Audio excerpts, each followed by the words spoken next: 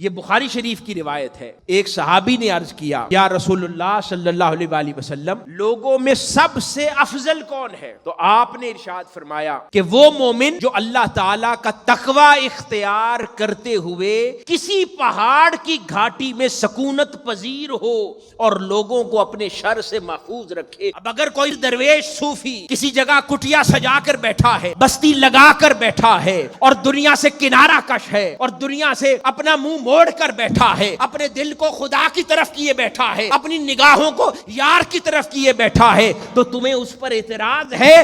جبکہ یہ تاجدار کائنات صلی اللہ علیہ وآلہ وسلم نے افضل ترین انسان ہونے کی بنیاد رکھ دی۔ کہا تم میں افضل وہ ہے کہ جو دنیا سے منہ موڑ کر کنارہ کش ہو جائے۔ تو حضرین گرامی سمجھ لو کہ ہم سب میں تاجدار کائنات صلی اللہ علیہ وآلہ وسلم یہ ارشاد فرما رہے ہیں کہ اے لوگو، اے مسلمانوں، تم میں جو صوفی ہے وہی افضل ہے۔ جس نے تصوف کی راہ اپنائی ہے وہ افضل ہے، جس نے علوم تصوف کا ورد کیا ہے وہ افضل ہے، جس نے علوم تصوف کو سمجھا ہے، جس کو اپنے اوپر طاری کیا ہے، جس کو اپنے اوپر وارد کیا ہے وہ افضل ہے۔ اور یہ صحیح بخاری شریف کی روایت ہے۔